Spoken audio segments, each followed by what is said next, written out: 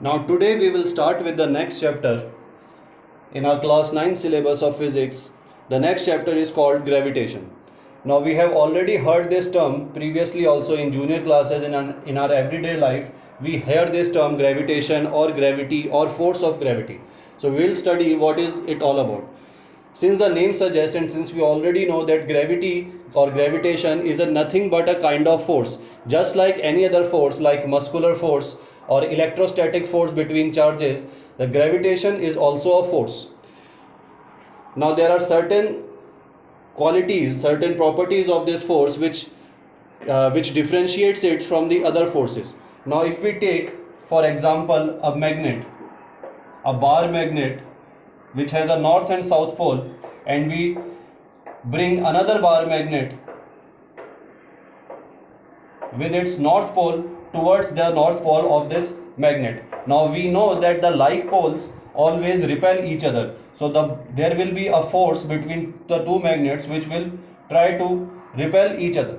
So this is a repulsive kind of force. If suppose the magnet which is brought with reverse polarity, that the south pole of the magnet is brought near the north pole of the magnet, then the direction of force will change, because now these are unlike charges, unlike forces, unlike poles, so they will attract each other, and again there will be a force which will try to bring the two magnets towards each other. So we can say that the magnetic force can be of repulsive nature as well as can be of attractive nature also, depending on the orientation of the poles. Similarly, if we have electric charges, positive and negative charges, since they are unlike charges, they will attract each other, they will try to come together, and if they are like charges, like both positive or both negative, then they will repel each other, they will try to go far away from each other. So again, electrostatic force can also be attractive as well as repulsive type. But the gravitation force that we are studying here has a special property, that it is never a repulsive type of force, it is always of attractive nature. That is, there is no situation in which a gravitation force will be responsible for throwing a body away from itself, throwing a body away from a body which is applying gravitation force. For example, if this is earth and we throw a ball in upward direction, then this ball will come downward towards the surface of the earth also.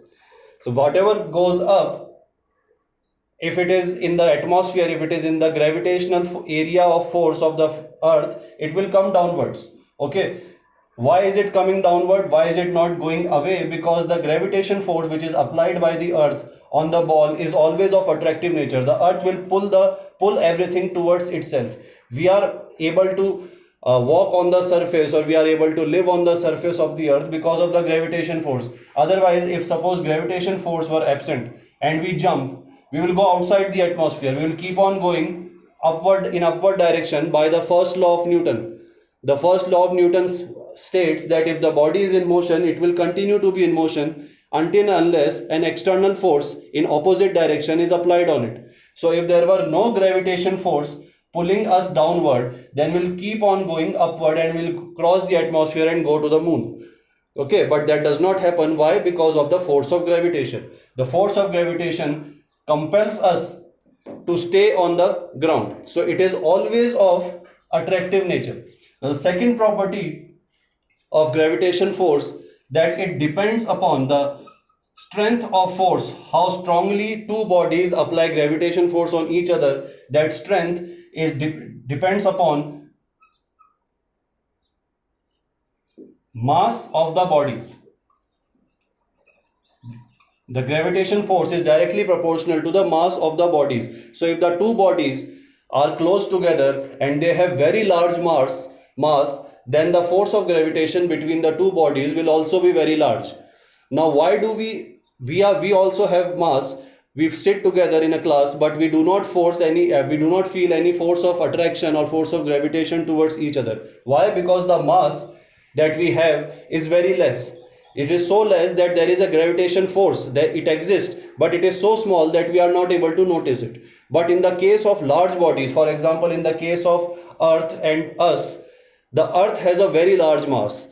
Hence when the gravitation force is applied, it is also of very large nature, so we are able to experience it. Similarly, it is because of the gravitation force that all the planets are moving around the sun and all the moons are moving around the planet. It is because of the gravitation force only. So whenever the mass is huge, mass is large, the gravitation force will also be large.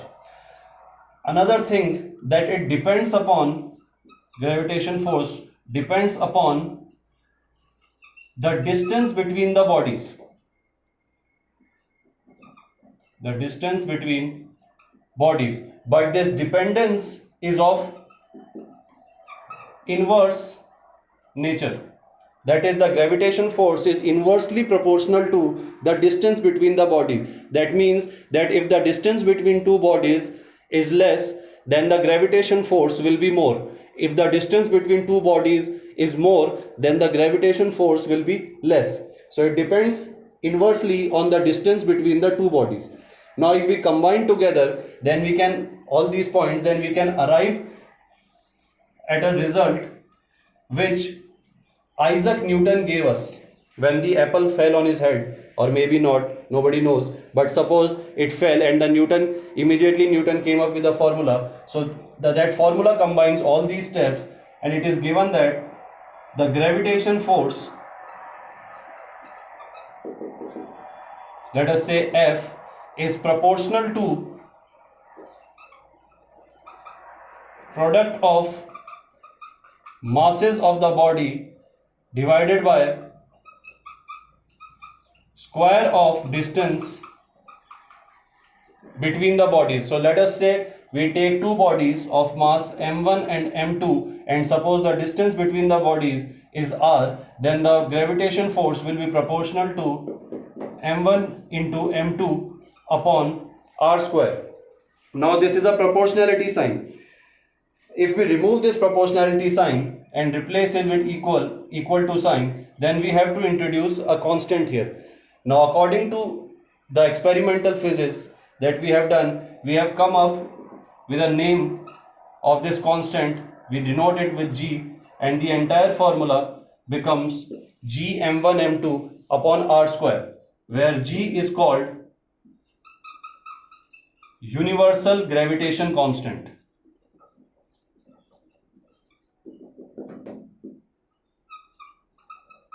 Universal gravitation constant.